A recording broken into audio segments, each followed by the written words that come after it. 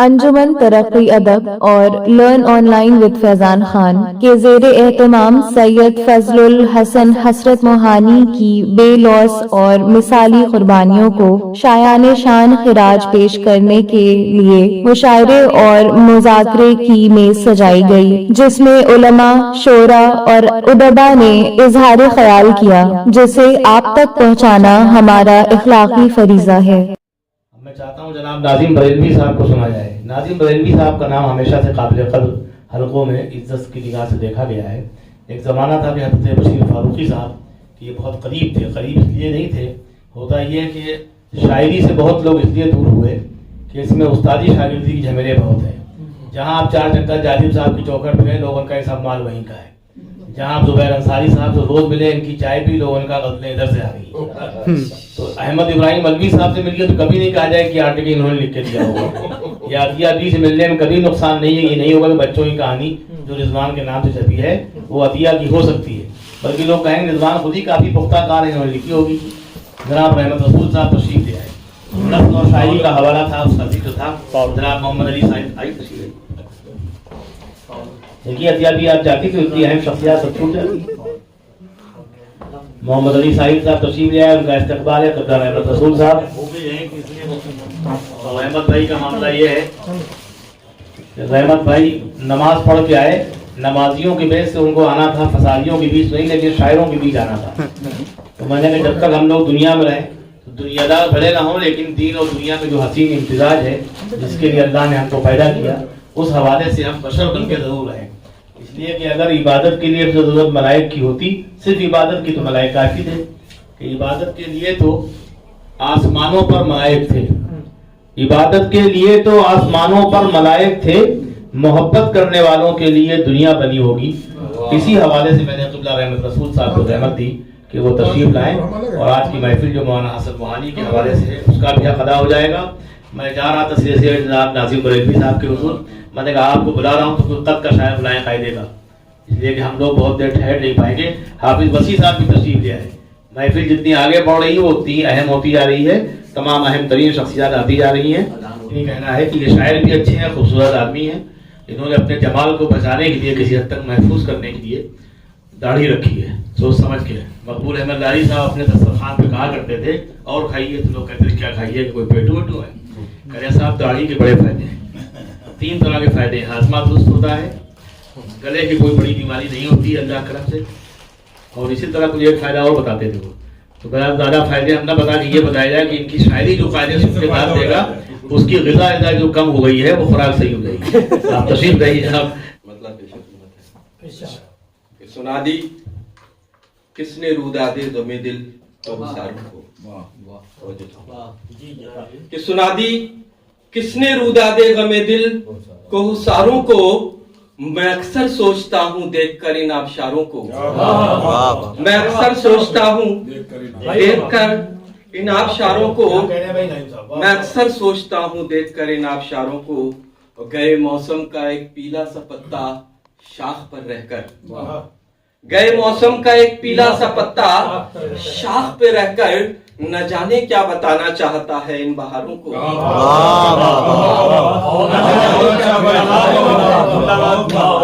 گئے موسم کا ایک پیلا سا پتا شاخ پر رہ کر، نہ جانے کیا بتانا چاہتا ہے ان بہاروں کو، اور چلے آؤ نہ روکے گا غبار راہ اب تم کو، چلے آؤ نہ روکے گا غبار راہ اب تم کو، کہ پرنم کر دیا عشقوں سے میں نے رہ گزاروں کو، کہ پرنم کر دیا، کہ پرنم کر دیا عشقوں سے میں نے رہ گزاروں کو، چلے آؤ نہ روکے گا غبار راہ اب تم کو، کہ پرنم کر دیا عشقوں سے میں نے رہ گزاروں کو، اور سمجھ پائے ہیں ان کو اور نہ سمجھیں گے خرد والے، سمجھ پائے ہیں ان کو اور نہ سمجھیں گے خرد والے، دل عاشق سمجھ لیتا ہے جن مبہم اشاروں کو، دل عاشق سمجھ لیتا ہے جن مبہم اشاروں کو، سمجھ پائے ہیں ان کو اور نہ سمجھیں گے خرد والے، سمجھ پائے ہیں ان کو اور نہ سمجھیں گے خرد والے، दिल आशिक समझ लेता है जिन मुबहम इशारों को खबरनामे की सुर्खी में, ये रिजवान साहब की नज़र, खबरनामे की सुर्खी में उन्हीं का जिक्र था नाजिम, खबरनामे की सुर्खी में उन्हीं का जिक्र था नाजिम, बताए थे जो मैंने राज अपने राजदारों को, मैंने राज, खबरनामे की सुर्खी में उन्हीं का जिक्र था नाजिम, बताए थे जो मैंने राज अपने राजदारों को। रनम से कल तक जो दर थे आज वो दीवार हो गए, कल तक जो दर थे आज वो दीवार हो गए, छोटे से घर के कितने तलबगार हो गए, छोटे से घर के कितने तलबगार हो गए, हम आपकी वफाओं पे शक करके बारहा, हम आपकी वफाओं पे शक करके बारहा, अपनी नजर में खुद ही गुनहगार हो गए, अपनी नजर में खुद ही गुनहगार हो गए, अपनी नजर में खुद ही गुनहगार हो गए। एक हब्स सा फिजाओं में है, दिल में है घुटन, एक हब्स सा फिजाओं में है, दिल में है घुटन, बारिश के फिर से देखिए आसार हो गए, बारिश के फिर से देखिए आसार हो गए, और फिर पत्थरों से जिस्म पे गुलकारियां हुई, फिर पत्थरों से जिस्म पे गुलकारियां हुई, चाहत में हम तो आपकी गुलजार हो गए, चाहत में हम तो आपकी गुलजार। नाजिम किसी की बातों के लच्छे में आके हम, नाजिम किसी की बातों के लच्छों में आके हम, फिर से फरेब खाने को तैयार हो गए, नाज़िम किसी की बातों के लच्छों में आके हम, फिर से फरेब खाने को तैयार हो। صاحب نے نوازا جناب ناظم بریلوی صاحب، قابل مبارکباد. ان کی شاعری میں وہی تب و تاب برقرار ہے جس کے لیے مشہور تھے. خدا یہ تب و تاب برقرار رکھے، یہ ہمارے درمیان اسی طرح آتے رہیں اور ہماری محفلوں کو رونق بخشتے رہیں. تو میں چاہتا ہوں نصیر احمد نصیر صاحب ایک ایسا نام ہمارے شہر کا ہے کہ بہت دنوں تک فن کو دبایا نہیں جا سکتا. نصیر بھائی پتہ نہیں کس وجہ سے کچھ معاشی مسائل ہوں یا جو بھی ہو، انہوں نے خود کو شاعری سے دور رکھا، لیکن جب یہ صاحب بیاض کی حیثیت سے نہیں بلکہ صاحب بیاض کے کشکول کو بھرنے کے لیے بحیثیت شاعر نمودار ہوئے، مدح صحابہ کے انجمنوں میں انہوں نے پیٹ بھرنا شروع کیا تو لوگوں نے کہا یہ عجیب سا شاعر ہے، کیپ بھی لگاتے ہیں اور بہت ڈارک کپڑے پہنتے ہیں جس میں عام طور پہ ریڈ کلر کی شرٹ بھی یہ پہنتے تھے. تو ہارون رشید وغیرہ کا بیان تھا کہ یار ہم لوگوں کو بالکل یقین نہیں تھا کہ یہ شاعر بھی ہے، کیونکہ جینس اور اس میں شرٹ اور عجیب طریقے سے. تو اس کے بعد پھر لوگ ان کو لائے اور آنے کے بعد انہوں نے ثابت کیا کہ وہ لوگ بلکہ مجبور ہوئے کہ یہ غلط لائے ان کو، اس لیے کہ یہ اوریجنل شاعر تھے، یہ چمک کے رہے. اور ہم نے تو یہ تجزیہ کیا کہ اچھا خاصے رات دوری جی رہے تھے، چل رہے تھے، لیکن جیسے ہی ان کا وجود ہوا انہوں نے سیکھنا شروع کیا مارکیٹ میں، اللہ نے کہا ان کو بلا لو، اب ان کی کوئی ضرورت نہیں ہے. اسی لمحے ہمارے نصیر بھائی آئے. اب یہ کیسا پڑھتے ہیں اور کیا ان کے پاس ہے آپ لوگ سماعت فرمائیں اور ہماری بات کی ترتیب کیے بغیر آپ ان کو ڈر دیجیے.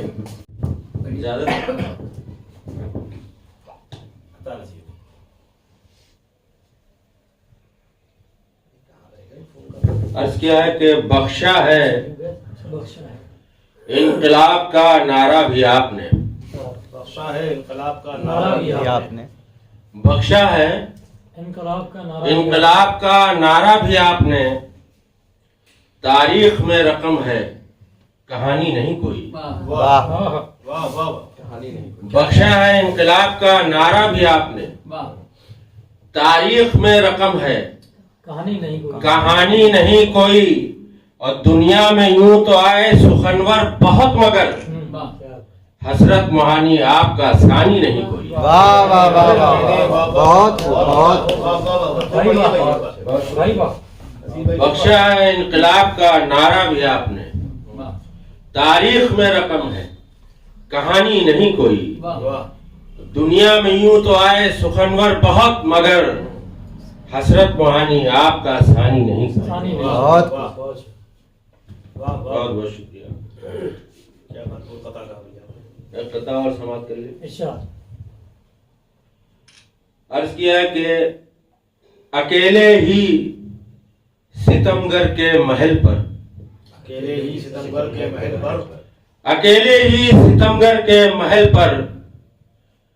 میں اب پتھر چلانے جا رہا ہوں. واہ، اکیلے ہی ستمگر کے محل پر میں اب پتھر چلانے جا رہا ہوں. اور جو آنکھیں کھول کر سوئے ہوئے ہیں واہ، ضمیر ان کے جگانے جا رہا ہوں.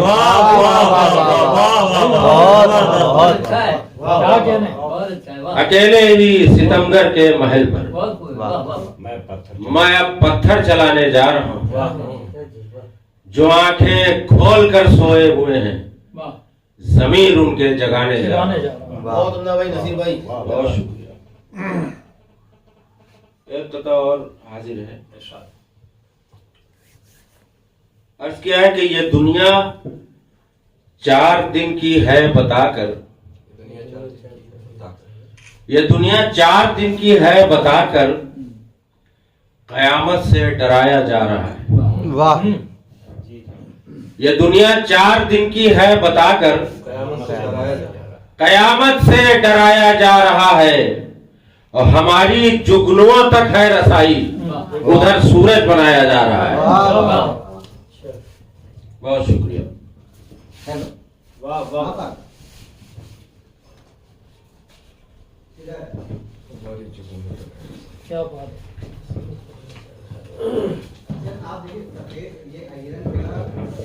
غزل کا مطلب حاضر ہے.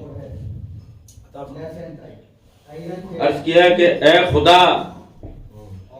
برف کے سورج میں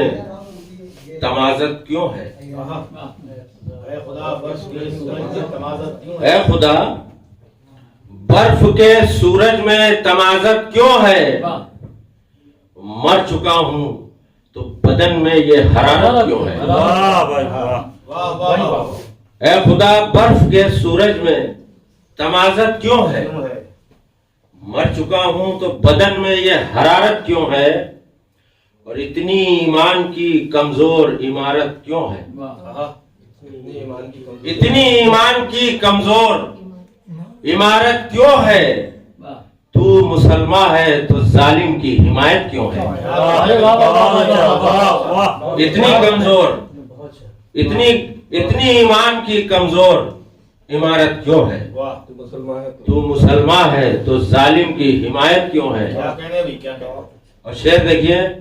कि तू मुसलमान है तो जालिम की हिमायत क्यों है देवता नाग को और पत्थर को खुदा कहते हो देवता नाग को पत्थर को खुदा कहते हो तख्ते शाही पे पहुंचकर ये जिहालत क्यों है वाह वाह वाह देवता नाग को और पत्थर को खुदा कहते हो तख्ते शाही पे पहुंचकर ये जिहालत क्यों है और तुझको लगता है तुझे मौत नहीं आएगी तुझको लगता है तुझे मौत नहीं आएगी तुझे मौत नहीं आएगी तू खुदा है तो ये सामान्य हिफाजत क्यों है वाह वाह तुझको लगता है तुझे मौत नहीं आएगी तू खुदा है तो ये सामान्य हिफाजत क्यों है और चीख उठी है सितमगर के सितम से दुनिया चीख उठी है सितमगर के सितम से दुनिया और जिससे उम्मीद थी खामोश वो उम्मत क्यों है चीख उठी है सितमगर के सितम से दुनिया जिससे उम्मीद थी खामोश वो उम्मत क्यों है और होठ तुमने भी कहां खोले सितमगर के खिलाफ होठ तुमने भी कहां होठ तुमने भी कहां खोले सितमगर के खिलाफ तुम हो बुज़दिल तो पड़ोसी से शिकायत क्यों है होठ तुमने भी कहां खोले सितमगर के खिलाफ तुम हो बुज़दिल तो पड़ोसी से शिकायत क्यों है और पास आकर भी बहुत पास नहीं आते हो क्या कह रहे हैं पास आकर भी बहुत पास नहीं आते हो बहुत पास नहीं आते हो जाने जाना ये अमानत में खयानत क्यों है वाह बहुत पास आकर भी बहुत पास नहीं आते हो क्या कहने हैं जाने जाना ये अमानत में खयानत क्यों है और तुम अदाओं से ही कोहराम मचा सकते हो तुम अदाओं से ही कोहराम मचा सकते हो तुमको तलवार की खंजर की जरूरत क्यों है वाह वाह और जब हवाओं से नसीर आप नहीं लड़ सकते जब हवाओं से नसीर आप नहीं लड़ सकते फिर चरागों को जलाने की हिमाकत क्यों है बहुत शुक्रिया बहुत अच्छी शायरी से नवाजा हमेशा की तरह जनाब नसीर अंसारी साहब ने और दादो तहसीन का मामला ये है कि खवास से दाल देना मुश्किल हुआ करता है फिर भी जो महज़ब और माकूल दाल है वो मिल जाती है इसलिए शोरा कभी मायूस नहीं होते इनकी शायरी ऐसे है कि इनको वाकई लाल किले को उतारा जाए या वो जो बिल्कुल मेरे ठेले के मुशायरे होते हैं वहाँ हो तो ये उन आवाज़ों को दबाने के लिए अल्लाह ने इनको एक क़ुव्वत दी है जिसका वहाँ इस्तेमाल हो सकता है कमरे के अंदर महज़ब लोगों में वो कहते थे हामिद बहराइची कि यार ये पढ़े लिखन से दाद देना बहुत मुश्किल है तो चूंकि सोच समझ के दाद देते हैं ना लर्न ऑनलाइन की जानिब से आपसे बस इतनी इल्तिजा है कि हमारे इस प्रोग्राम को लाइक शेयर और सब्सक्राइब ज़रूर करें साथ ही बेल आइकन दबाना ना भूलें जिससे हमारी हर वीडियो आप तक अपलोड होने के साथ ही पहुंच सके शुक्रिया